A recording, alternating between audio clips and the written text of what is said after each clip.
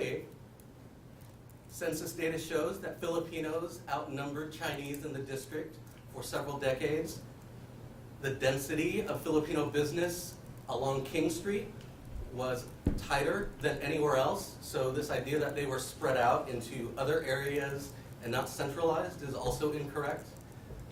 We discover new kinds of things, and the interaction between us has always been consistent. The idea that there is only one type of group that's been in the international district is incorrect. It has always been diverse.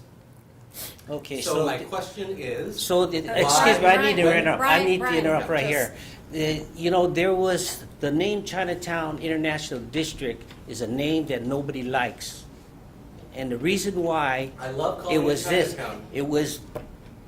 It was a, what do you call that? A compromise for the community that was here that changed the name to Chinatown International District. Okay, so nobody that I've found likes the name Chinatown International We're District. not here to discuss the I name. am, We're here to and discuss where I was going Filipino with that, presence in where the I was going district. that is I really would appreciate it then if you would address this area with the correct name of the city has put upon us. Because the name of this neighborhood is Chinatown. It's not International District, it's Chinatown. The name of the area just north of us is Japantown. And that almost got blown off the map because nobody cares about them. And the area to the east of us is Little Saigon. These are three neighborhoods in this district. And the new neighborhood incorporated by Resolution 31769 is Filipino Town. Oh, this is a resolution, so you can go ahead and discuss the definition of a resolution. But And I'm not not only here. that, I'm not here it is to. listed I'm in the not National here Registry. to. I'm not You here need to to cite argue them. with you. Yes. I'm here to do what Betty is doing, is basically providing her belief and her The facts. belief and is we're done. constantly found. I see this from what was written. Let's follow what's in the National Registry of the Interior. Page 8 says explicitly Filipino Town. Since 1986, that's been listed. No one seems to have noticed that. Oh, we noticed Yeah. that. I noticed that. Yeah, and it is present Now, and let it's me- there, Let me state the facts. and we I can have a expand copy that. here. Yes. Back in 1986, there's a proposal for King Street Historic District. Together when the Chinatown Historic District was applying nomination for National Registry, the King Street Historic District was rejected and denied. But subsequent to that, back in 1987, there were meetings with Tomio was there, Uncle Bob was involved in this Yeah. whole group and discussions, and they settled on adding International District to behind Chinatown. So Chinatown International District. And the purpose of that is inclusion. Now, if you, let me introduce myself. I'm Paul Wu. I'm a retired architect. I've been active in the community for the last 30-some years. So I like to speak on facts and the long history of Filipino and Chinese communities working, living together.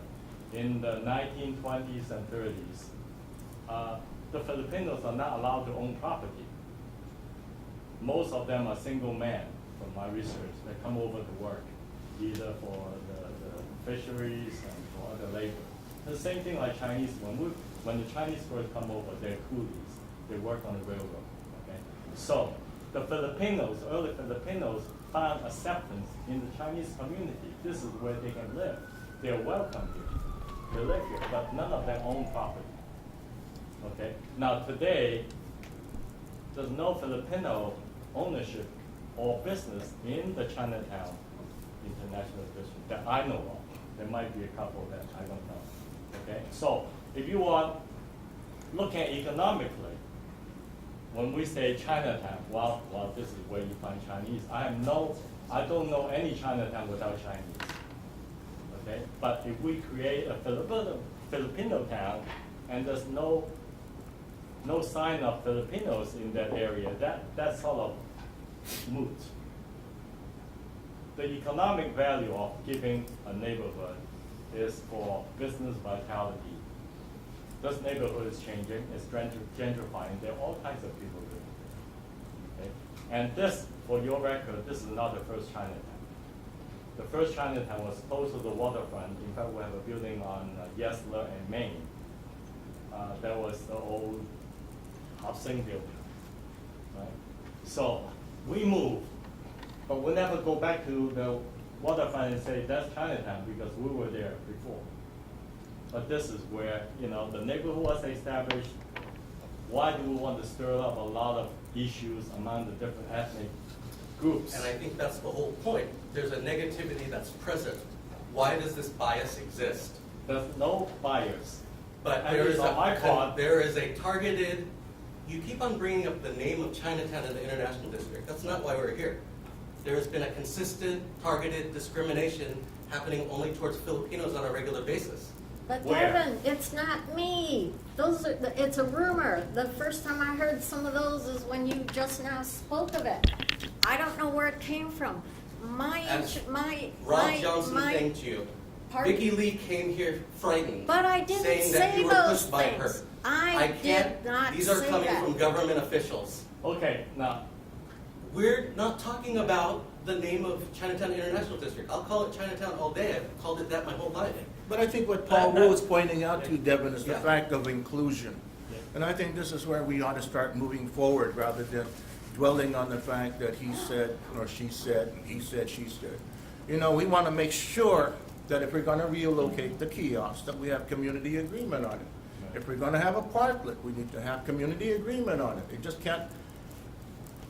can't happen just because we as a Filipino community want to have it. We have to have an agreement with the community that's here in our neighborhood. I mean, that's the way it is. Frank, I agree with you, yeah. but it's hard to move forward when we consistently hear that no one likes the name of International District. We shouldn't call the place that we're in International District. It doesn't make, that perspective doesn't make any sense to me. So if we're truly gonna move forward, we have to move past that. Yeah. Well, There's we a are city getting past ordinance that. No, on that, but what I'm, more concerned about now are the rumors. I did not say that, I didn't institute it, I didn't. But, I think my record speaks for itself. I go to all these, what are those called, the city 5 framework committees. For example, Keo, you'll recall, I hope, that email I sent you. There's a new park by Jose Rizal Bridge, and I made a suggestion verbally and in writing. Hey, it's by, among other suggestions. It was not only Filipino Americans, but I was saying, there's a Korean restaurant there, and Nisei Betts is next door. Anyway, I made a suggestion. Let's have some Filipino art or statue, plaque, something to tie it in with Jose Rizal Bridge. And someone there took exception and severely criticized me, for which she later apologized. That's why I didn't want to give you her name. And suggested that here's the name of the parks person in charge. But, I'm in the boomer generation. I don't know how long I'm going to be on Earth. And I appealed for some of you younger folks to please step in and advocate. Betty, I have one suggestion. You have claimed that somebody said, what about Betty? Betty is here. She is denying it. Yes. So will you accept that as a denial, that those are rumors? That's No, a big- because it's on video. What? At the city council. Well, It's just, here we it's have her. preposterous. What? Show us. You can say what you like. Yeah. There are 2 other people here who asked to speak. I'm going to let them speak. So, Michael Lay, the owner of Go Poke, he can speak if he wants, and Pio Decano. So Pio Decano, if you want to go first. Yeah, I mean, I may ramble because I just turned 79. There's a lot of other folks. That's young. Yeah, there's other folks down here, and I used to go to Burgess Lodge. I've been around here for 3/4 of a century. basically watching the ins and outs of the international district. And what I'd like to do is focus on we're talking about a name and perhaps a semantic thought about town. And you're right, Paul, the number of Filipino-American businesses that have diminished, but they're opening up. There's a wonderful dessert place that's been opened up by some Filipino entrepreneurs. But my experience with respect to inclusions includes Bob Santos and includes the Chow family. My father was a bodyguard to Brian's grandfather. He has a story about shooting that was corroborated by Ruby, and it was a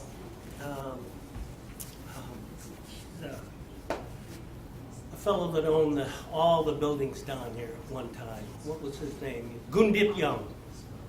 Gundip Young, one of the richest Chinese in the Pacific Northwest, perhaps in the United States. He took my father under his wing and showed him how to recruit labor for the canneries in Alaska. And I've been associated with the Asian Pacific population through 75 years or more. And one of the critical things that came out of the civil rights movement was, in fact, inclusion and coalition. And that was how we got the Commission on Asian American Affairs. And God bless her soul, Weimar, I know she was an individual who was very highly respected in the Zhonghua community, but young Chinese activists here back in the 60s said her appointment on the Board of Trustees for Seattle Central Community College didn't reflect what the young Chinese activists were feeling. So we got together and we met with other Japanese and Chinese and Filipinos, and we put the pressure on the governor's office, and they established a Commission on Asian Pacific American Affairs. Same thing with Asian Counseling or Referral Services. And he is one of the first staffers that came on there. That's my wife. Yeah. I might have been the first client. But it was Kip Takuda, it was Jamie DeYoung, and it was young MSW kids from out of the university in the late 60s and 70s. We got together and said Asian kids weren't using the resources, especially the community resource centers where they could go get some mental health issues taken care of. And it was that kind of coalition building. And Bob Santos, when we put together Danny Wu's park up there, Asian Pacific Islander Donnie Chin would come up with barrels full of the soil to climb up that steep path up there, and we built that garden. But it was coalition. It was coalition and cooperation among different ethnic groups that were here in this community. And I went back to do some research on my father, and he shows up right down the street here in that, where the International Terrace is now. And if you look at that 20 census listing, and there are people from all over the world in that 1920 census. It's amazing. It's simply amazing. So I guess I will end this rant by saying sometimes things are misinterpreted as they're spoken. But it seems to me that we need to look a step beyond and see that it is Chinese, Japanese, Filipinos, Vietnamese, and of course, everybody took this land from native people. So if we're looking at making this truly international and local, I think we need to look in these kinds of directions. You want to bring up anything? Sure. My name is Michael. I'm one of the owners of Local Care here just across the street.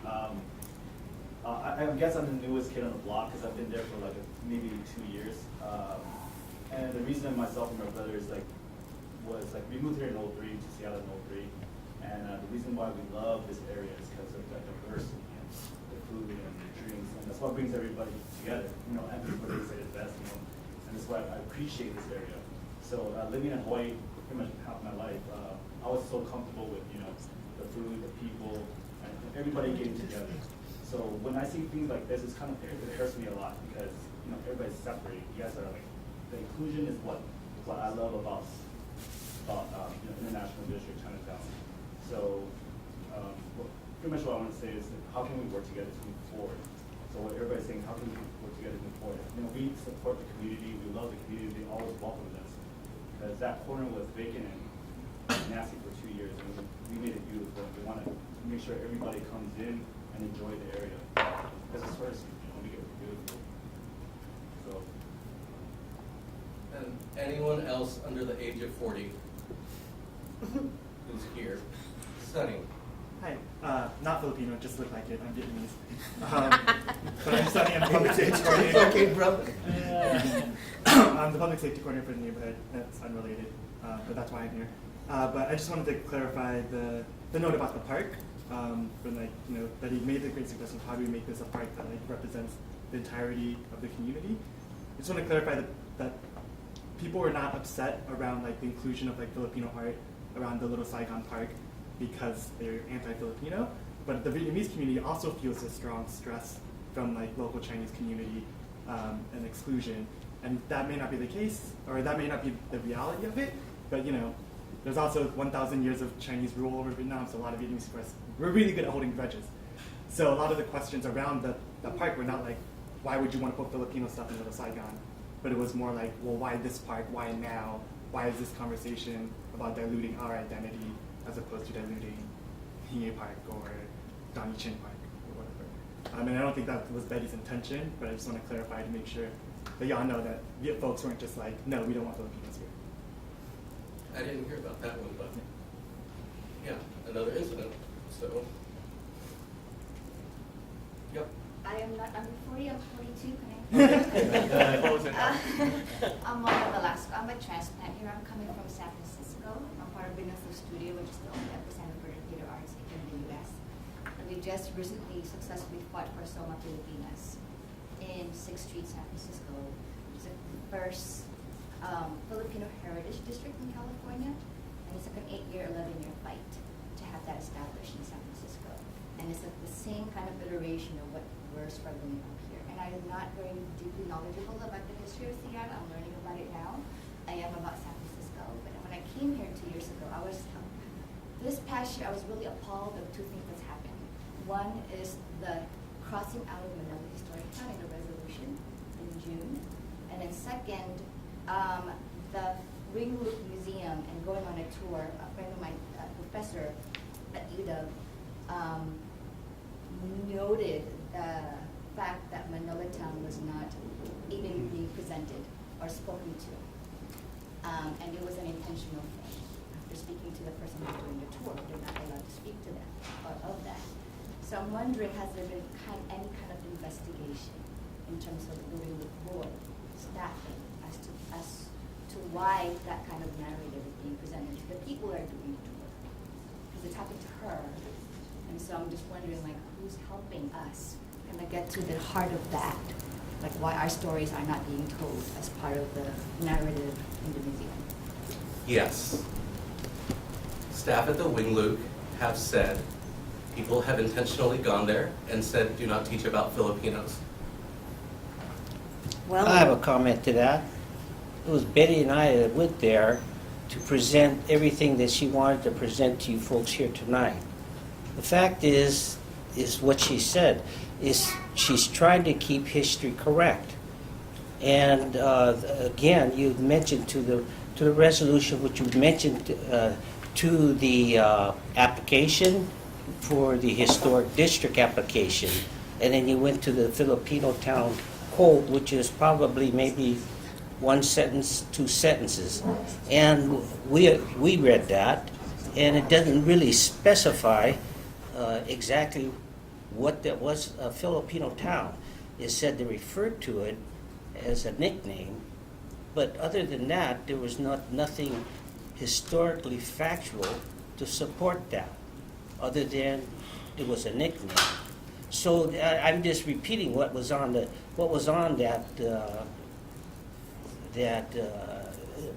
nomination for the historic name.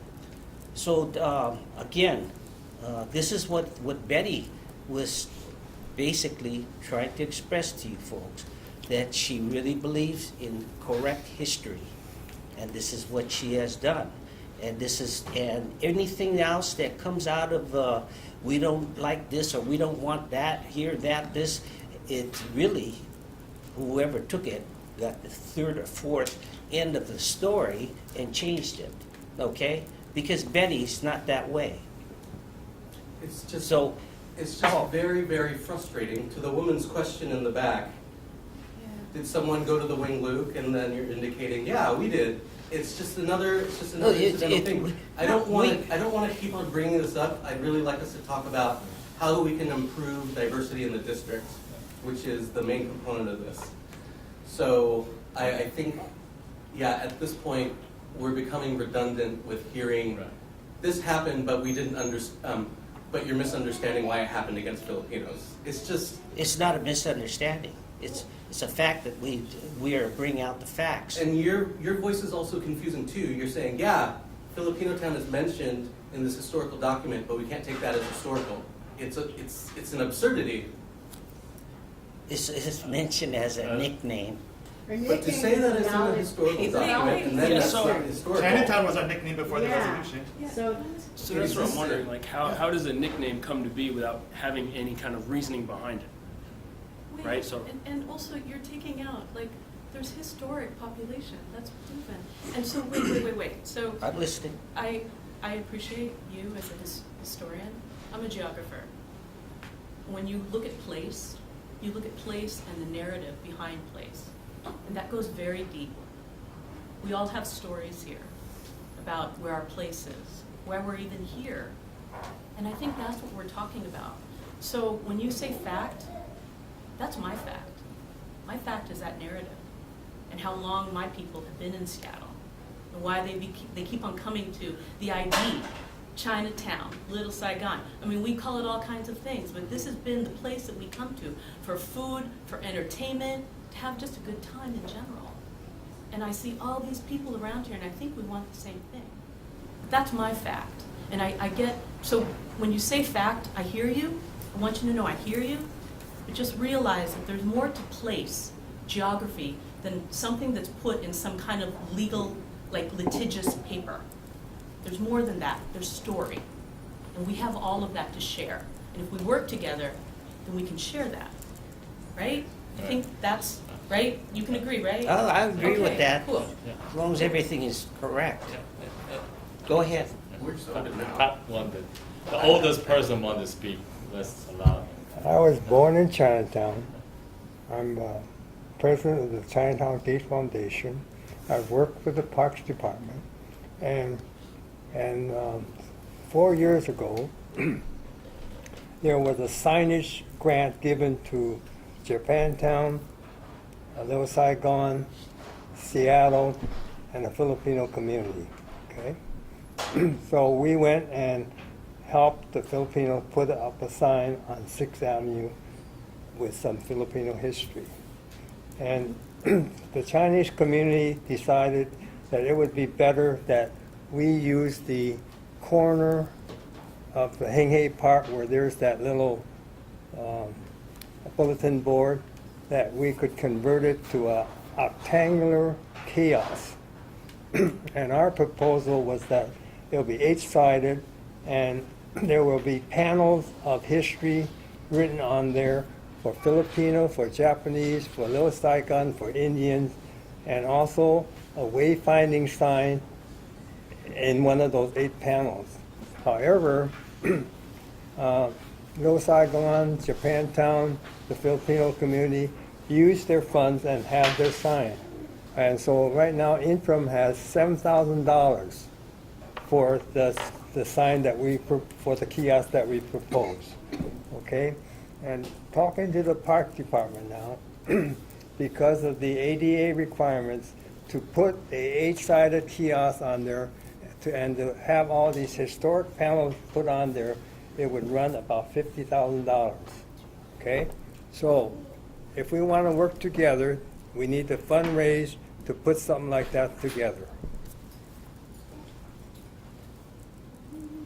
Paul, you had something. I'm the second oldest here. Maybe, No, no. oh, maybe younger than you.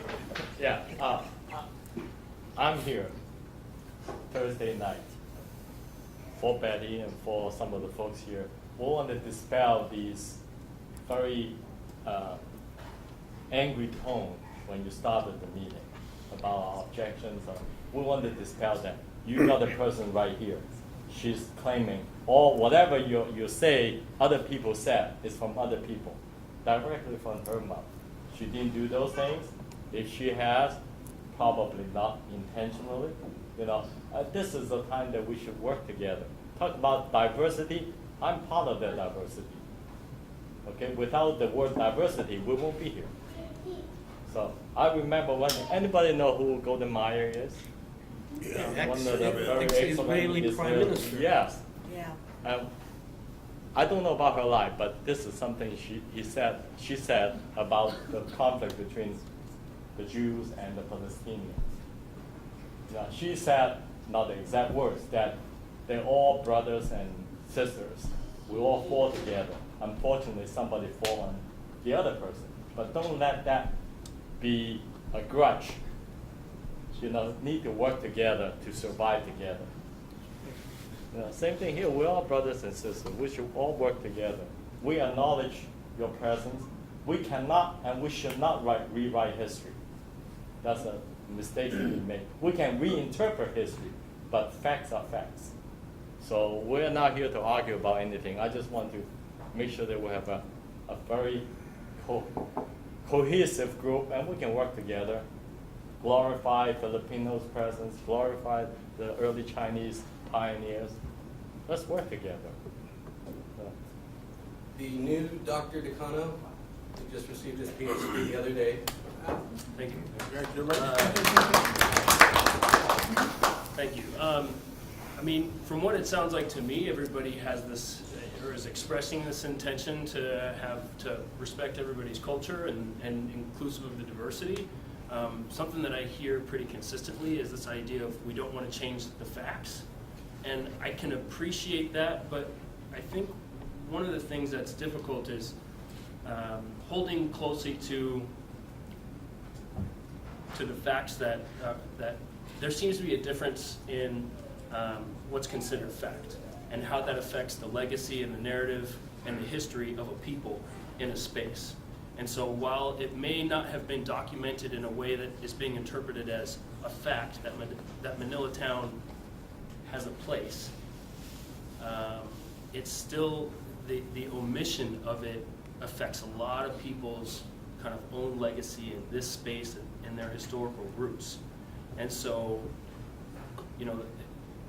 I hate to get down to semantics, but that's a piece that seems to be a sticking point. Because I respect the fact that you want to get the facts just right.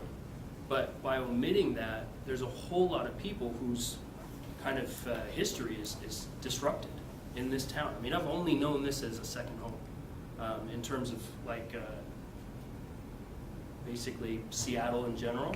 And then the ID is where I kind of would come down and people would recognize me before, people who knew me before I knew me kind of thing. And my grandfather and my dad. And so to kind of take away that history and that legacy because it doesn't fit some variation of fact or definition of what is fact, I think loses the spirit of what we're all trying to accomplish, which in my eyes is kind of establishing our history as an otherwise marginalized group. Because we were all marginalized to be relegated to this part of town. And I understand that there was another Chinatown back in the day.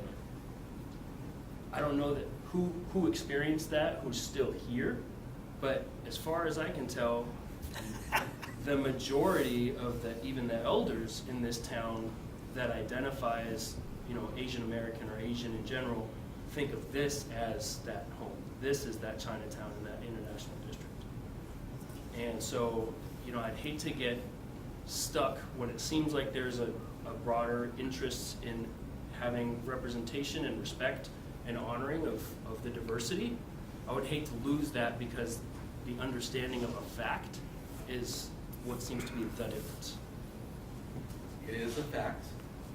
During World War II, the Jews could not participate because they had no nation in the negotiations after the war. But de facto, Jerusalem was the homeland of the Jews. Why did Israel become created, although it was not legally recognized? The de facto story of the Jewish people became a reality when they claimed it. Can I just say, it feels, I know it's a little off topic, it feels weird to be talking about the Israeli-Palestinian conflict in our conversation about coming together. It just doesn't, like, now's not a good time for that, I think. Like, But the metaphors are awkward. Well, The history I draw is the words about we're all brothers and sisters. We fell together, but just because somebody fall on you, don't hate that guy. Yeah, but You're all in this it's together. really complicated right now. It's a I weird know. time to bring that metaphor. Okay. So I'm just going to move, I want to get to what are ideas people have to promote inclusion in the district. I heard an excellent one from Uncle Tuck here. We should come together to generate $50,000 inclusively. That is an excellent idea. There are 4 areas here: people, place, promotion, and values. So, if you came here to discuss issues of the past, you're free to go. If you want to discuss how we can move forward in the future, you're free to stay. I'm not going, I'm staying. Okay?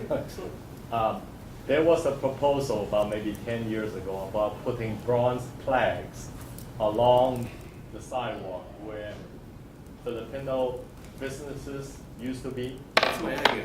That I was proposed that several years You're ago. that old? No, I proposed this 2 years ago at a South Downtown Okay. Historic meeting. Oh, So it you're not the came up- first 2 one years then. ago. It Yeah, came this up is like in the 10 open- years ago. Okay. We were talking about that. Yeah. Well, it came up more recently, 2 years ago in the Only in Seattle committee meeting, and I said, that's a great idea to the person.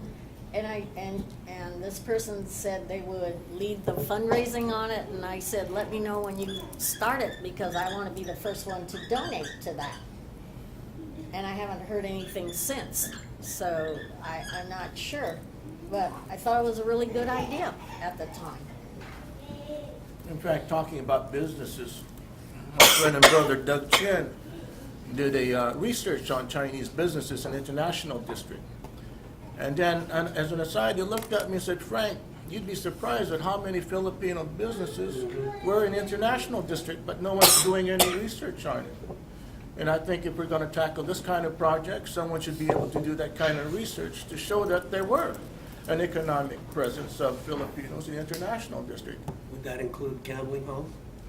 There's Everything. social clubs, They're social. social. Yeah, Yeah, okay, that's just wondering, history. just wondering, because that's an important part of our history. And that's why I was asking you where Manila Cafe was and the other places, because we were hoping to make the kiosk interactive, where you push a button and the place lights up or something A history on a show, map. yeah. Yeah, that's why I was asking you about that.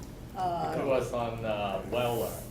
So Maynard and Weller, Yeah. northwest corner. Yeah, that corner. Sorry to interrupt, introduce myself. I'm Mariano Romulo. My father is Manuel Rustia. He was the first Filipino professor at the University of Washington. He lived right up here. I grew up in this area.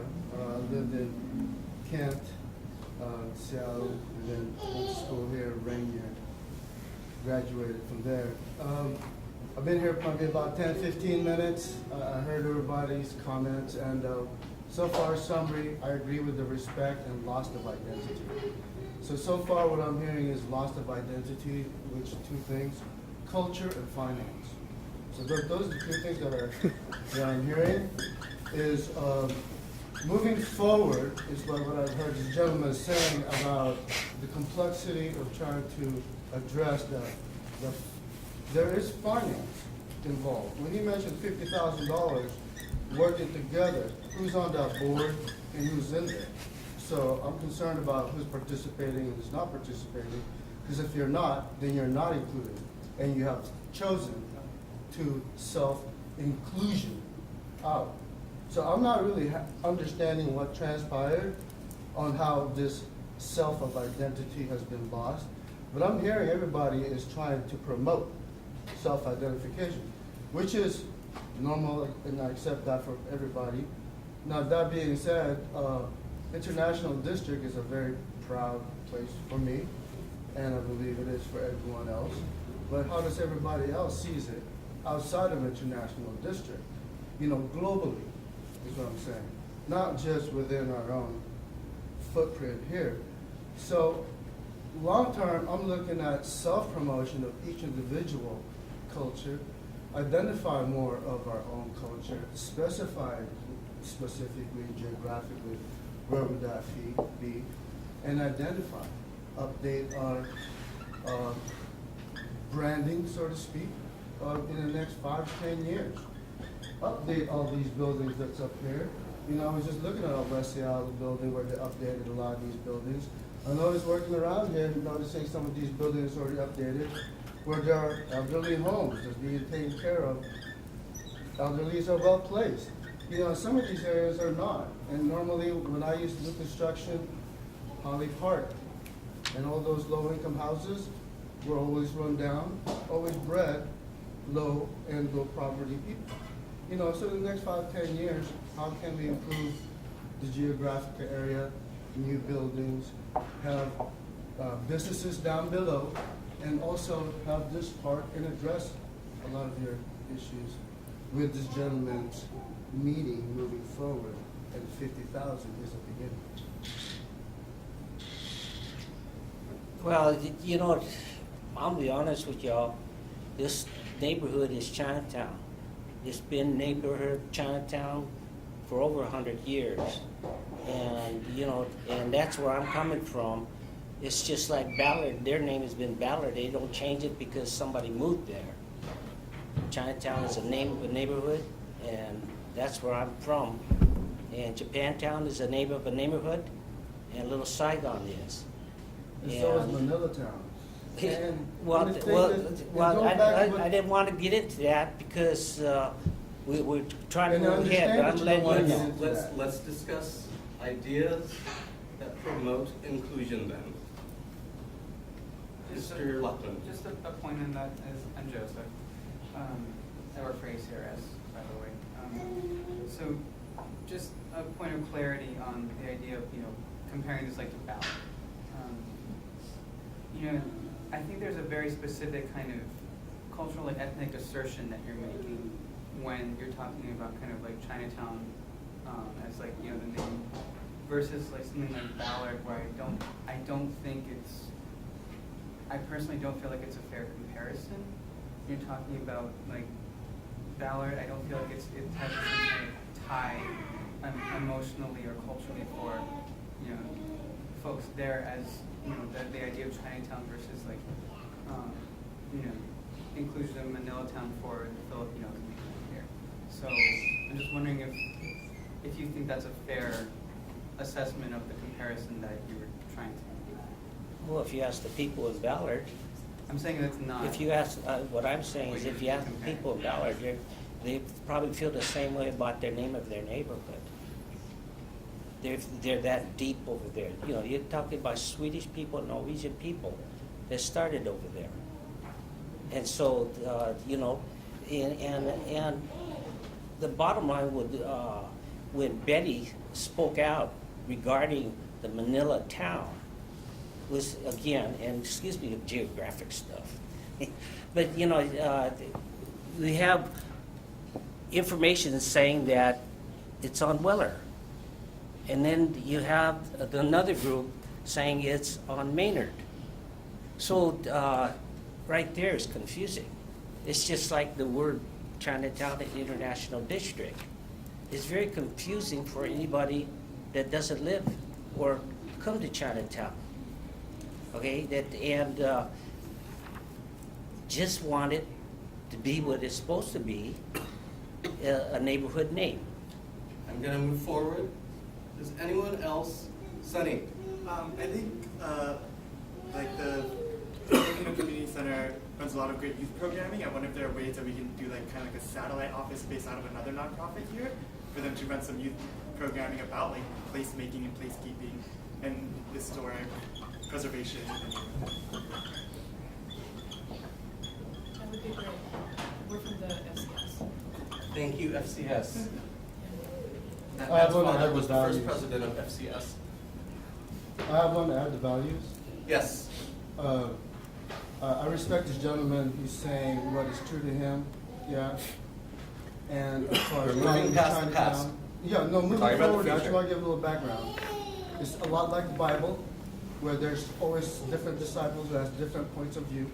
It's no different that you see a different color behind me than it is I see something in front of you at the same time, and we can share a different story. So that value is having that discussion to try to identify some of those facts and out of respect in the value presentation is someone is judging someone's culture instead of asking whether that's true or not true. So a lot of those values is having some of that discussion in clarity, so this ambiguity could be resolved in part of that $50,000 discussion. What's the value concept behind your statement? The concept is identifying the truth between different cultures' perception of how they see it. Does that make sense? I'm just gonna list that as dissonance. Can I sort of synthesize what I feel like you're hearing? I'm a storyteller, and so what I'm hearing is the difference between history and story. History is something that has traditionally in this nation been told by upper class white men, and it is one story told by one type of people. Story is the space to hear a diverse and inclusive experience, right? And so I think a great value to have in trying to create a more inclusive place that honors people's different experience in Chinatown International District, because what a Chinese person experiences in this neighborhood is very different from what a Filipino person experiences, and both of their stories are valid. Both of their stories are real and true to them. And so having story as a value rather than history, because it allows space for everyone's experience to be heard and experienced, versus facts, which are shaped by our privileges and our agency. Thank you. That's the famous alternative facts.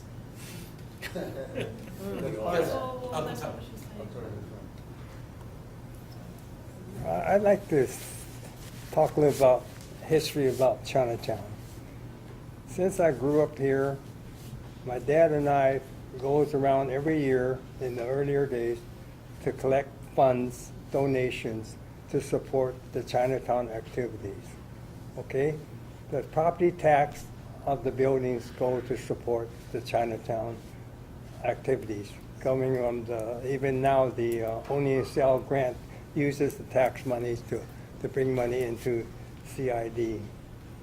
And all through these years, the Chinese have contributed to keeping Chinatown alive. Okay, the donations and Zhonghua and all that. And when we tried to revitalize Chinatown in 2008, we went and built the Chinatown Gate. We received $1 million donation from all over to revitalize Chinatown. You know, it takes a lot of money to keep it going. So the Chinese people have been putting money into this area for the last 85 years to keep Chinatown vitalized, okay? It's more important than ever for us to be together because the influx of new Chinese do not share the same affinity to their Chinatowns. You can see this in New Jersey, you can see this in Vancouver, you can see this in other places around the globe. when Chinatowns fade, although there is a Chinese presence, it's because of the lack of connection to the rest of the area. So what can we do to connect ourselves with Chinatown in support of them? Sunny. Going back to the Saigon Park, one thing I've been thinking about is like, what is something that is placemaking and says like this is a community built by recent Vietnamese immigrants, but also tells a story that is universal. And I was thinking like when that park design process starts up and they're looking for community input, I think it'd be great if that, rather than like being very specifically like this is the Mekong Delta, telling a story of like migration and like centering this universal story. I think like most people in the room of like travel and like finding a new home, like building a new home in a place that doesn't want you. So yeah, I think the Little Saigon Park is a good opportunity to figure out like what's the universal story of this neighborhood. That doesn't have to necessarily remove Vietnamese people from the park. I'm listing migration and homesteading. But I think like the Little Saigon Park under place, like a very specific placemaking.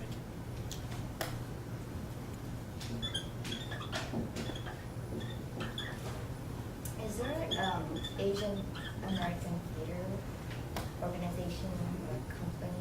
There used to be a Northwest Asian. I don't know, is it still around? I think so. Yeah, they Not used to as- have. They used to have a building. Yeah, Yeah, not- motion. yeah, I think they're still around. To have a 1, 3, 5, and 10-year goal, at least in discussion. So it's a vision of what you want it to look like 10 years from now.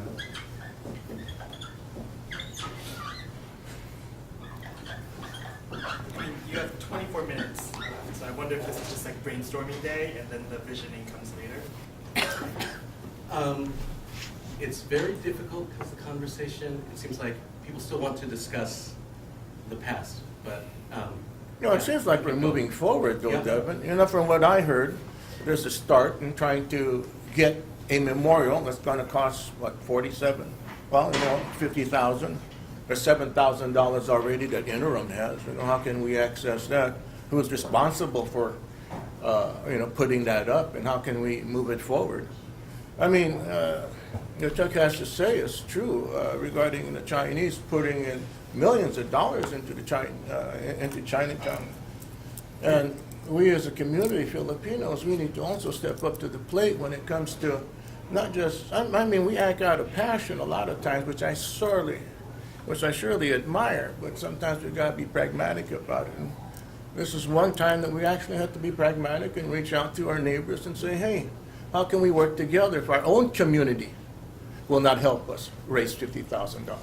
And I'd like to take off on your idea about having plaques, but not only, for Filipino businesses but taking that idea and putting it out to the different communities and saying, how would you like to, and that a portion of that money would be for those plaques to identify from each of the communities, the Chinese community, Japanese community, Filipino community, Vietnamese community, a plaque that would acknowledge this particular location was a location for X. But each of the communities would contribute to that to kind of be a fabric to join the community. So I'm listing Communities. a way to commemorate people's stories. Exactly. Yeah. So, and then you're talking about, my aunt did this here in 1960. My uncle won this big mahjong game in 1947. Whatever. You're commemorating people's stories. Okay? Excellent.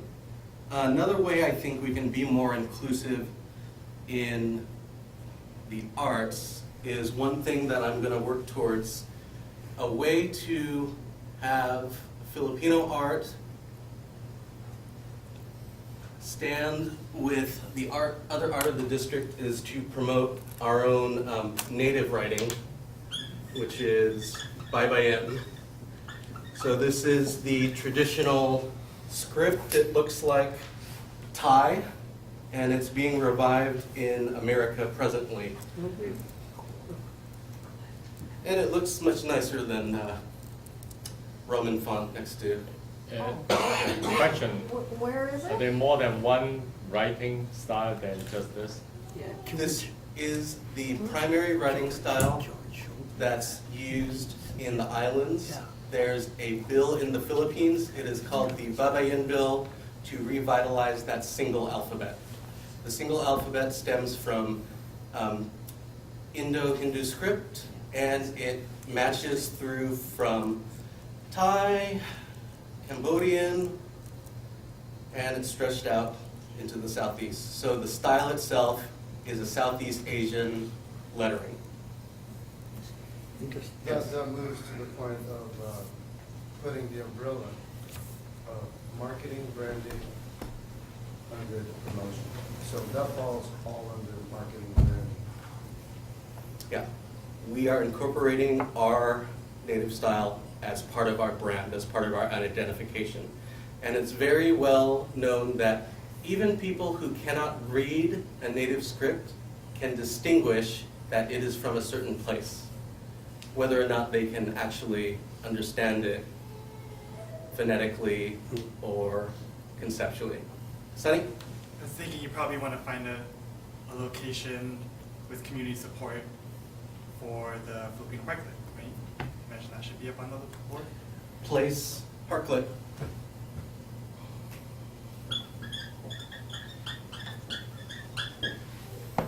And also keep in mind a parklet is a very good business activator when placed into a good area.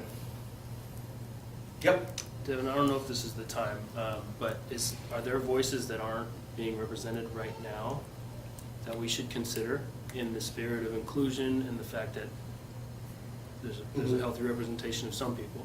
So, yeah. Are you with Friends of Little Saigon? I work for everyone. You work for everyone. So Sunny speaks for us. You know what I'm saying? You'd know better than me. I just want to. No, I think everyone here should identify that. So your Filipino community. Wing Museum is not here. I think That what is you're getting not at here. is like, if I am correct, like, are enough women speaking? Do we have queer Filipinas and Filipinos in the room? I wish I was thinking of that. No, never mind. But I'm glad that you brought that up. I was The actually drag more thinking. queen Alexa I was just Manila thinking more is historically. Alexa Manila kind of the here? The ethnicities. stakeholders? Just the ethnicities whose story is this area. Like, that's what I think is the big issue right now, is that people feel like their stories are being omitted by some of the interpreted actions that have been, that have occurred, these instances, right? Mhm. And I just want to make sure there's space for that, for the people who think of this as a part of their story in Seattle, that I think is unique in this world. I want to make sure that their voices are here too. We are lacking the Cambodian community. Thank you. That's For kind sure. of a little bit what I was getting at. Yeah. And everybody within that, of all the different everybody's. But given all that, though, we shouldn't lose the fact that what we're trying to establish right now is to commemorate Manila Town here in the Chinatown International District, or Chinatown. Yeah. If we start to be hearing all those stories, they don't have to be on a plaque or on a, it's something that we can discuss with Wing Luke to have him do that. But other than that, we don't need to be bogged down. If we get bogged down,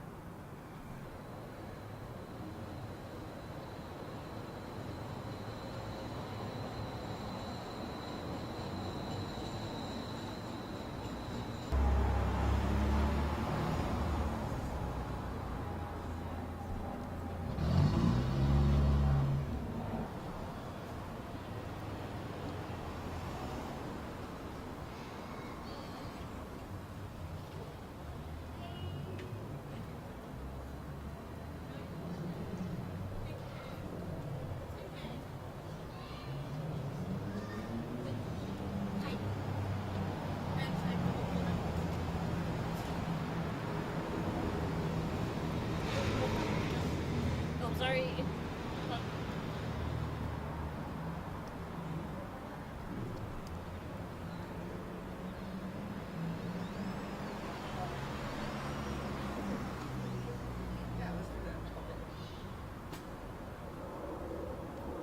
Hey, thanks for coming by. No problem. Thank you. Okay.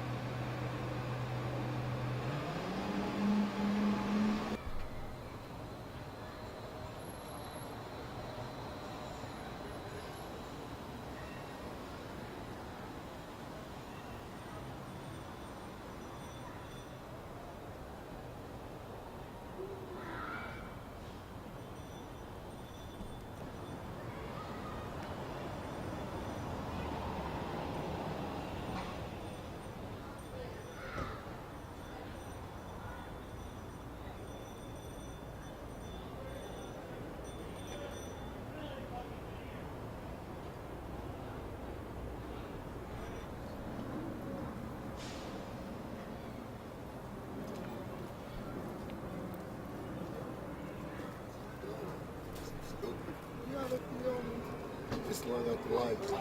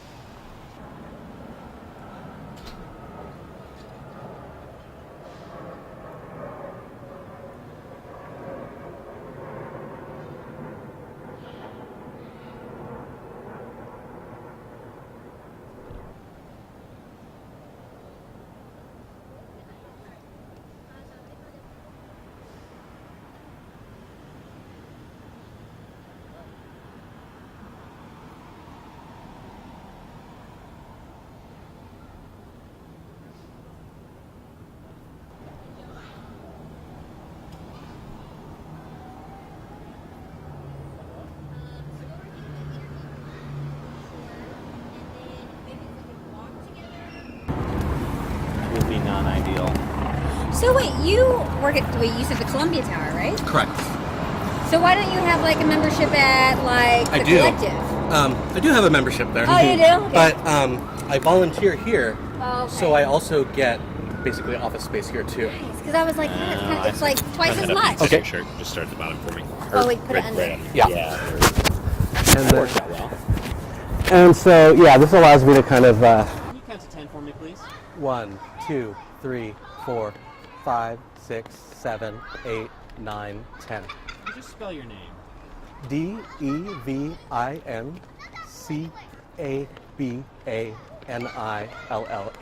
Okay. Yeah, so like we said, feel free to just look right into the camera. You'll see me fiddle with it, but just Okay. kind of try to ignore me. Yeah. Let me fade away. Okay.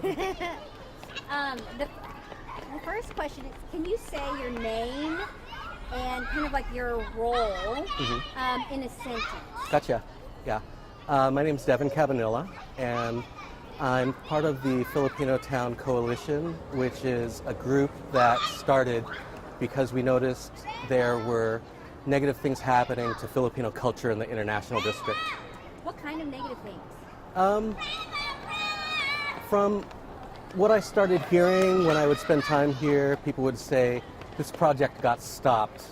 That was Filipino history related. Or people would say there was a law that was about to be passed, and mention of Filipinos was taken out because it said Manila Town. So anything that was related to Filipinos, it seemed to be a consistent targeting was happening over and over again. Can you explain like why that would even be a situation for anyone who might not follow like relationships or history of the ID? It's a very big concern because in the international district, it's always been very diverse, and Filipinos have been part of the fabric of Seattle, especially from the 1920s forward. There's always been a very large concentration of Filipinos. And so when information started coming out that we were being erased from the history of this area in particular, it was very alarming because it went against the truth of what people have been doing here ever since the last century. Who do you think wants to erase Filipino history? I think that there's a handful of people that are part of different Chinese groups in the area, and from what they've said, it's not so much they're targeting Filipinos per se, but they want Chinatown just to be Chinatown, and it's really hard to hear that out because it's always been diverse. It's never been one group here in the district. Those people that, in particular, tonight, those people were from what's called the Changhua Association, who came and spoke to us, and different business owners came and spoke to us. But there's a small group of people who happen to be Chinese that seem to be opposing history and culture about Filipinos in the district. At the heart of it, where do you think this stuff stems from? Is it like the difference between Filipinos and Chinese? Is it old versus new? What do you think is there a heart of the issue? I think what this problem stems from is just historically unconscious bias and systemic racism. There are a lot of things that happen that people don't notice they're doing on different things. So it's since the reason why this is a systemic problem is because it affects city policy and different institutions, and the reason why it's unconscious bias is because people who may be speaking against Filipinos don't realize that it's very specific to one ethnic group. And yeah, I think it's just old thinking that's getting in the way of the diversity of the district and the inclusion that we're trying to build in Seattle. And you're not alone. There are a lot of people who stand with you in the coalition, right? Yes. And a lot of people in this district who stand with you as well. Who Yes. are business owners. Yeah, I mean we had new business owners who came to the coalition. We also had other members from different ethnic groups come to the coalition as well. Vietnamese people, other Chinese people, and a lot of young people that may be new to the district that are giving their voice to what they think the district should be like. Can I ask a dumb question? I mean, there will be people out there who go, oh, but I thought y'all were Asian and y'all got along. Like, do you think that there is something to be said that people just don't understand the dynamics and the relationships between different different ethnicities and cultures? There are a lot of different reasons why these ethnic groups are different. We're not all the same, and I think that's part of what makes Chinatown an Asian ghetto in the sense is that Chinatown exists because of segregation. It exists because all the outside forces pushed Asians into one place because they assumed we are all the same. So really Chinatown is one last American ghetto that we accept, and we just assume with that stereotype that, oh, all the Asians are the same, everybody's Chinese. That is why we're here in a bad way. But in a good way, there are common things that we all have. There are common histories that we share. There are common foods and arts that are shared between different ethnic groups that are Asian. And the other thing that's nice about when we come here, some of the historical tensions from the past, they're sort of forgotten because there are many people who have friends across ethnic lines. But yeah, for me, I feel like if it seems like we're one group, it's because someone has the wrong idea about Asian people. So what are you going to do to preserve and make sure that Filipino history is in Chinatown? One thing I want to do to make sure that we preserve what's going on in the district for Filipino Americans is bring in new Filipino Americans to the district that want to celebrate the culture that we've done here. And also, I want to make sure that we try to create projects that are inclusive with the other ethnic groups here, besides even just the Chinese, the Japanese, the Vietnamese. And in the coalition tonight, we brought up who else are we missing, and even down to the Native Americans on Duwamish land that we've forgotten. So that's what we're going to do in the district, is to try to reach out, bring in new people, and make sure that everyone's included going forward. Do you need money? We definitely need funding from the projects that are proposed, because even the parks here, the city doesn't fund everything. A lot of what happens in the parks in our historic districts, they come from the community. Sign might cost $50,000, as one gentleman indicated tonight. If we want to do even a sidewalk project where we'll paint the street, that might be $90,000. And if we don't have people who are involved and want to support that, then it's not going to fall just to the city to pay for it. It has to come from the community as well. What do you need going forward? Going forward, I think we need to really find out who our key allies are, and then we really need to establish a really focused group. This coalition is a loose group of people.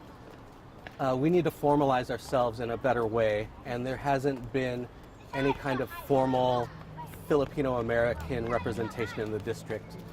So that's one element, a Filipino-American group that is dedicated to preservation in the area.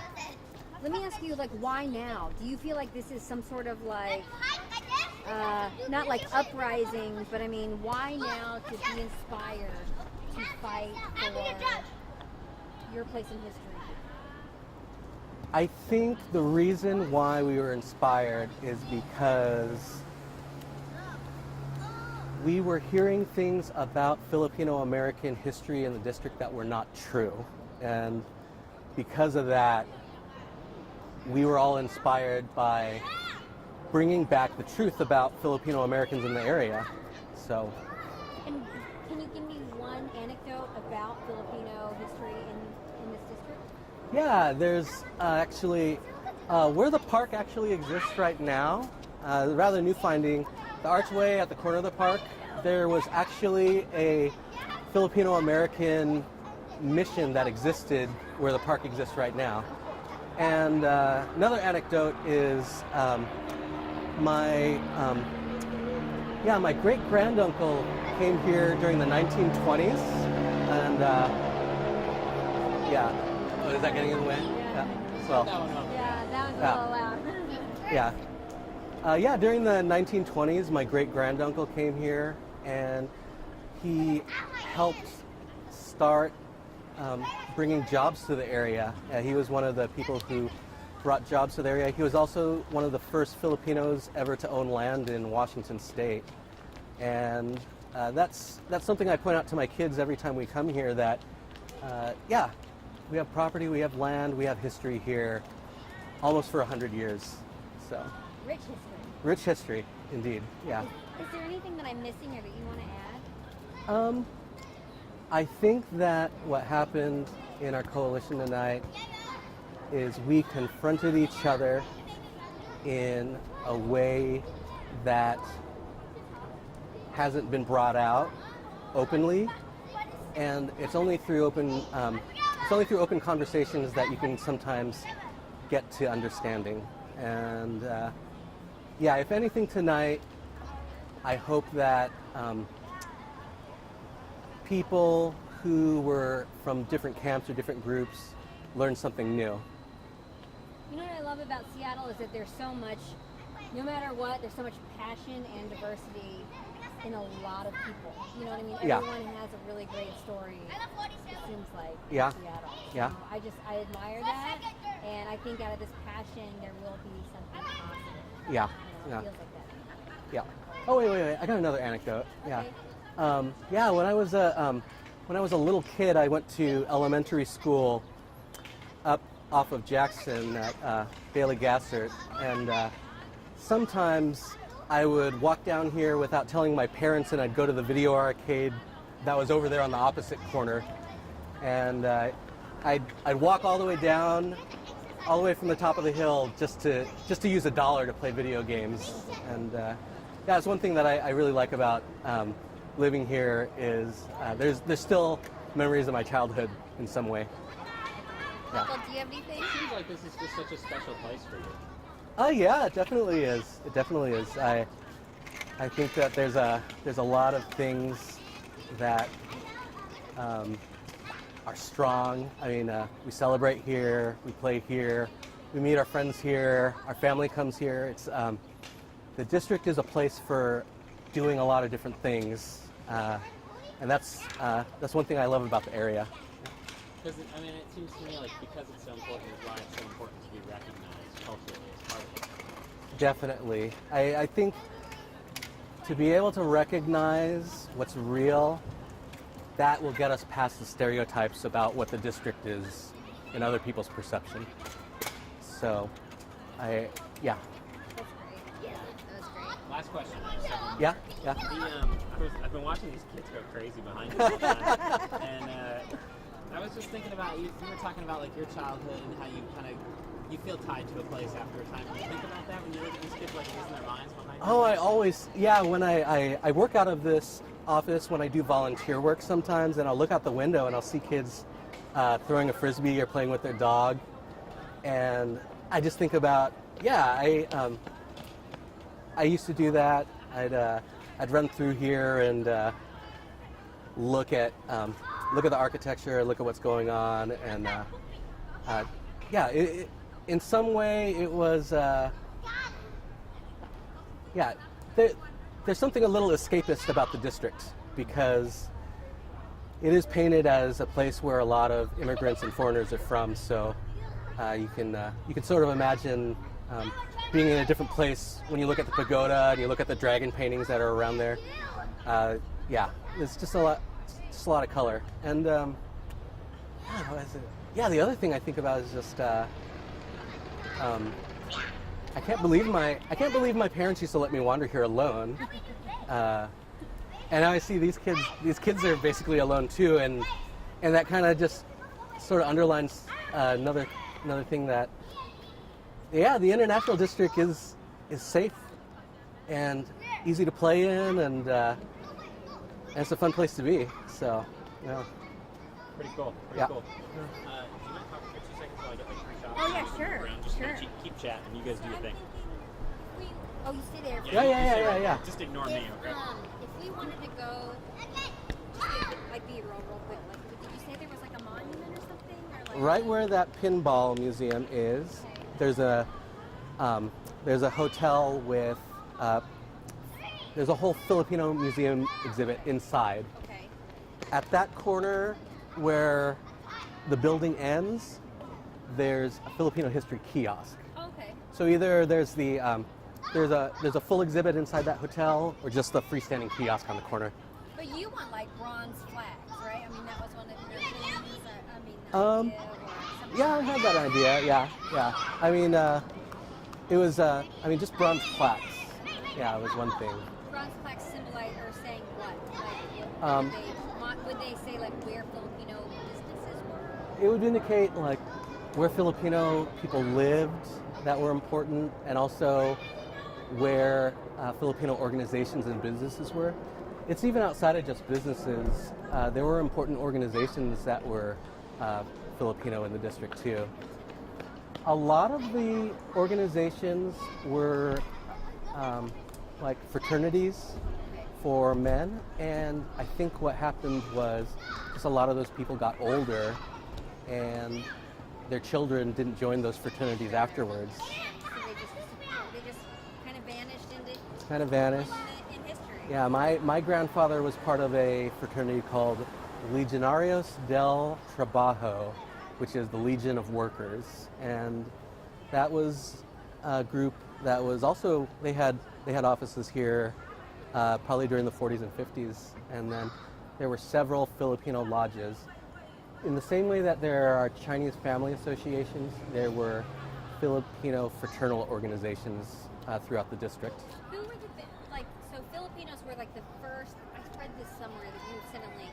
They were like one of the first founding members of the ID? Well, really, there are 3 groups that make Seattle's International District unique. The 3 main ethnic groups that were here in the district were Chinese, Japanese, and Filipinos. And all of them were here for basically work. All of them came in different waves of work, and different laws were imposed against one ethnic group, then the next ethnic group came, then a law was imposed around a different group, then a new ethnic group came. And so there was a cycle of laws. In many ways, Asians were the first migrant workers for a lot of undesirable jobs in the United States, like the Chinese in the railroads, Japanese farmers, Filipino fishermen. So all of these different groups took on jobs that were difficult that other people didn't want to have. Very hard work. Yeah, very labor intensive, very extreme things. Yeah. I'm just so struck. There's so much cool old architecture here. Yeah. That's awesome. I like, one thing that I find surprising with the buildings here is if you look up, you'll see different friezes and masonry work that you wouldn't notice. A lot of times people just look at the storefronts, but there are things that you might miss looking upwards, little accents on the buildings, and those are things that they probably don't get. And the other thing that's surprising is some of the upper levels for these buildings don't have people in them. Oh, So really? a lot of these, They're a just lot empty? of them are empty, and in terms of the housing crisis, that is wasted space that somebody could be living in. That'd be great space, I think. Yeah, you have a view of the train station over there. There's things that you can get. It just strikes me they totally tell a story. Oh yeah, they totally do. And then this building in particular has a few dozen Filipinos living here. So again, that idea that Filipinos aren't here in the district. The Atlas Apartments here has a very high residency of Filipinos inside of it. My wife and I joke about living here because I do so much volunteer work in the area, and we come here to eat and hang. It just, in some way, we thought, oh yeah, it sort of feels right for us, but there's no schools in the area. Even the kids who live here. I always, when I first moved here, I was like, we should live there. Also, so do people just really hate the international district name, or CI, or do they? I mean, like, what should we be calling it? The interesting thing about the International District name is that, again, is a very generational thing. And then, on top of being generational, it's dependent on ethnic group. So the really, there's just international district. That's really pushed by people who are part of the Pan-Asian movement of the 1970s and 80s because they wanted to affirm that there's more than one of us here. And then there are other people who just want it to be Chinatown just by itself, and those might be from the traditionalists who are a little more Chinese ethnocentric. And for me, someone who didn't grow up in the 70s and didn't get involved in anything until later in life, I'm fine with calling it Chinatown International District. And just those, I'll even call it just Chinatown, but yeah, it's definitely depends on the pocket you talk to. And for some people it's political, and for some people it's cultural, and then for other people it's just the name of a place. Yeah. I honestly don't mind calling it Chinatown. I think the first time international district, the first time international was used here was actually in 1951. The mayor of Seattle called this International Center. So even before the arguments of the 70s and the 80s that were brought up tonight at the coalition meeting, people were calling it an international area back in the 50s. Yeah. So, yeah.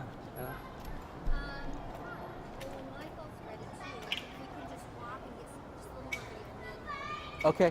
Let me see. Yeah, I'm supposed to drive one of those old guys home. Wait, let me go see if he's there real quick. Hold on.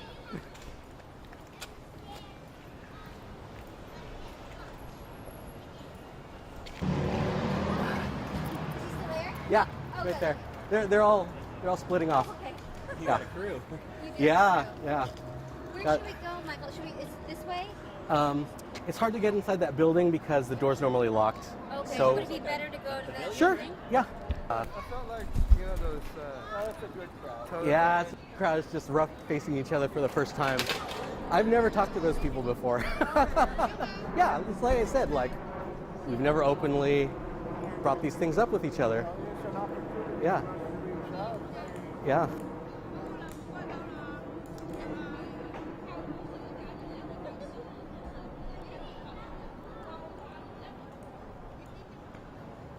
This still sticks out as old, so it doesn't fit with the ideology.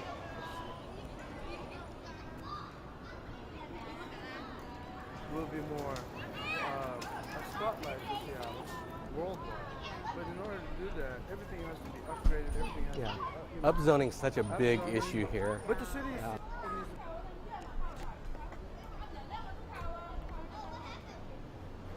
Yeah. Bring it. This is all Bob Johnson. You see that happening all over the U.S. regarding the China. They're all. Well, that being said, for us to go and ask the city council and the mayor to step up. Well, we don't have. Yeah. Yeah, I know what I want. Yeah. I want. Oh yeah. Down.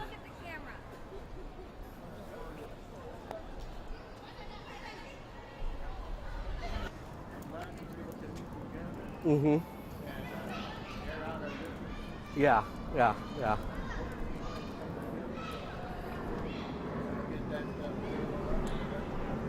Yeah, I mean, when they're talking about putting a new sign in the area, yeah, I want to put Filipino writing on it. The Babayan script. Oh yeah, I heard. Yeah. Yeah, it just means, yeah, it just represents like, this is our art. Yeah. Yeah, it's something of ours. And no, that's fine. We just gotta get. That's the thing about it is that we're gonna make sure we have buy-in from the Filipino community regarding that. Yeah. Because I tell you, we got so many different languages in our community. I do, what I love a lot is just all the young people that were there tonight. Like, I've never met more than half of those people. I haven't met some of those younger Filipino kids. So, I yeah. hope we're walking towards your car, Delbert. No, we're walking towards the memorial. Let me get my sticks. With their Sinclair Broadcasting. their It pisses me off. required agenda, required Congressional topics. delegation This didn't do certainly got a anything lot of about it. attention. Yeah.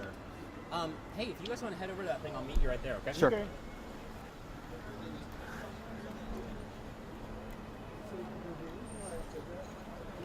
You know how we play those games when you start here, the circle? Yeah. And then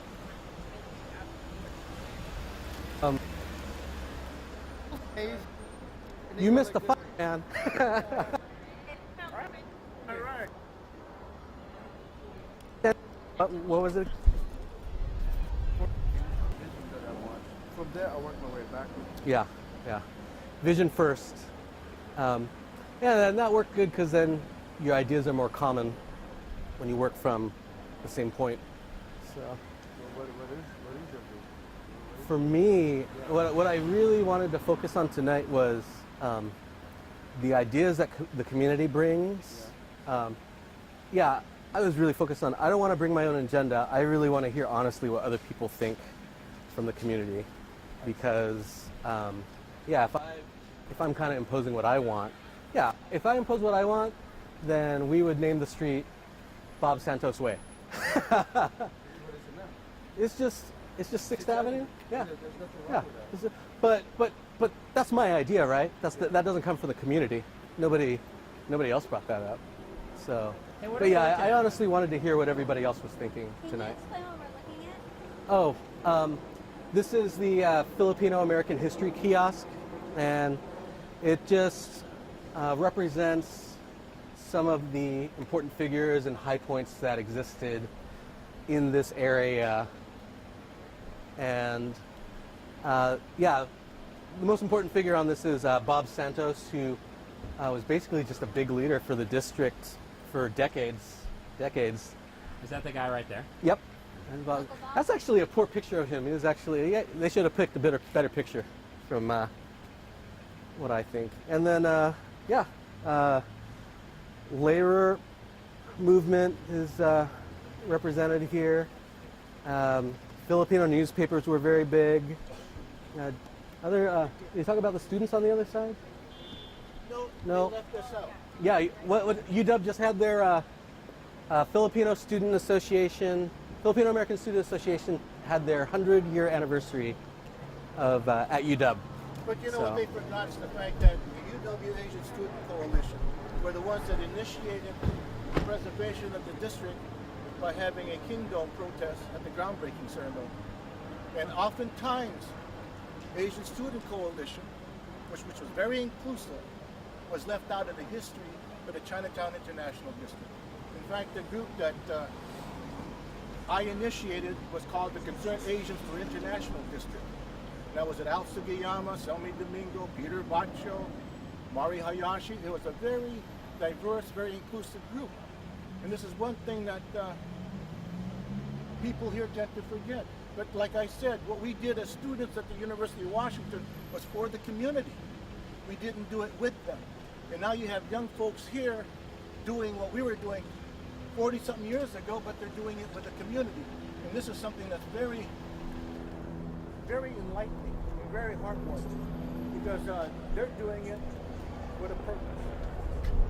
Got to know what we did wasn't for us. But yeah, looking back on it, maybe we wouldn't have the kind of divisiveness we have now. Yeah. I mean, even the signage on this is kind of divisive. If you look on the opposite side, it says honoring Filipinos, but then you get over here in Chinatown, it doesn't. I mean, it should just say honoring Filipino Americans, period. And yeah. Again, I have to remember that Filipinos put this together. Yeah. I mean, hey, it wasn't the Chinese Americans who put this together. This was a kiosk that we claimed to be our own. Yep. It was made from people from our community, and this is what they agreed upon. Yeah, and I think that's part of the generational differences. Like, we've always seen ourselves underneath a different group. And I think, for me, I feel like there's a sort of like Filipinos haven't claimed enough for themselves. Like, we claim this in reference to Chinatown rather than as Filipinos we claim this for ourselves, period. That's what I'm saying.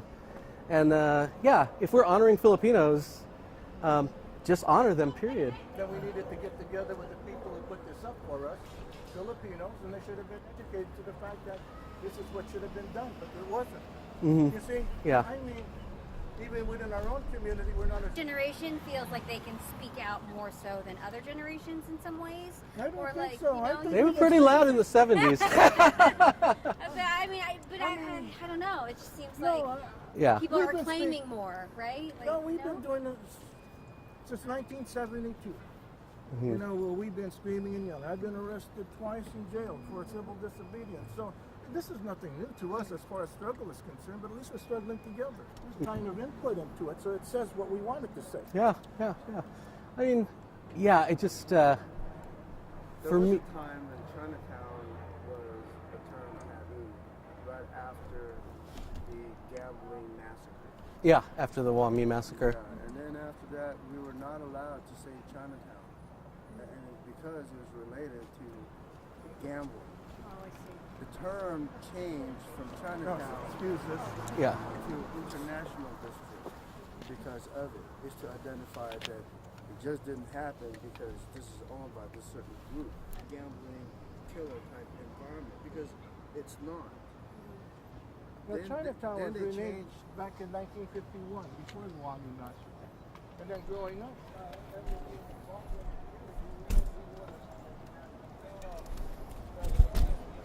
Yeah, this artwork. It's beautiful. Yeah, it's supposed to represent the labor contributions that Filipinos made. So, That's pretty cool. but yeah, Pacific Northwest, we fish deer, farm deer, and then that sun is the type of sun that they use on the Filipino flag. But the other elements are, these are the things that we labored to feed America with. So vegetables, fruit, fish. Yeah, for sure. Chinatown, but there's Koreans out here, right? There's Filipinos out here. So it's always has been an international. This is part of where everybody came in, and this is the area where everybody settled historically, and this was the area where most Asians ended up. So the historical area has always made this to where Asian didn't allow it. So we made it. They made it their turn, which is mostly a mixture of different Asian descent that wasn't accepted. were working in Alaska Canada. So they inhabited a lot of the SROs. The hotels. Yeah. But then because of the Ozark fire back in 1971, because of the expense incurred, and so they shut it down. And so it displaced maybe 6,000, 7,000 people, mainly Manoms, elderly Filipinos, and put them out on the street. So the city has a lot to do with the homeless problem that we have now because there are no SRO. Like I said, you take a look at New York, Oakland, all the Chinatowns are being displaced. Yeah, that's what I was trying to bring up during the meeting. Because the new Chinese aren't supporting the Chinatown in Canada. They don't care about old stuff. The new Chinese that are coming in, the millionaires, they want new stuff. Yeah. They're the ones going into the Chinatown and Vancouver. Yeah, Chinese business. Mhm. This is where we have to educate them. Guy who wanted to build a hotel. Oh yeah. Yeah. Now, Was it a Marriott? You wanted to build a Marriott here or something? well, Yeah. with this project, so Mhm. you could understand that. You don't come to this neighborhood and say, condo. Yeah, my mother and me, we're going to move in. Yeah, we actually said that. Now, Antonio's doing the right thing with the Fujimatsu project. The Wajima. Yeah, an underground park. And so, yeah, he met with me, and Nellie, to discuss the project. But this is something that the other people here who are trying to create those kinds of businesses. A lot of the influx has to do with economic development, laborers, needing people down here to work. So what happens is they become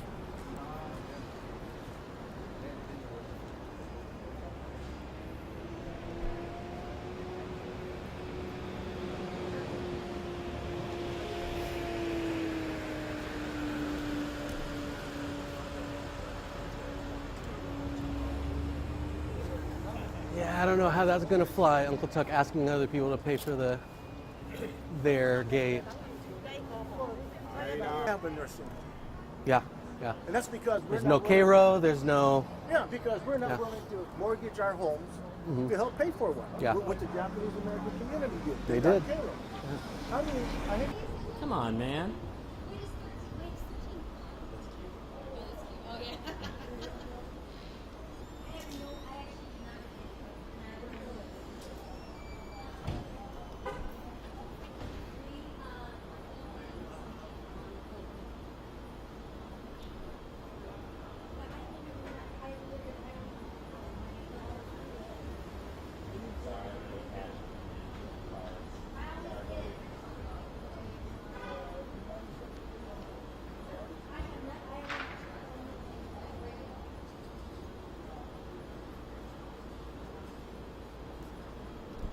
Education. Guilty because I feel like they look at me like I should know all this shit. Like be involved in learning. But I forget, Devin should understand that because his wife's adopted, so therefore I'm adopted. By transitive property, right? You know, I was just thinking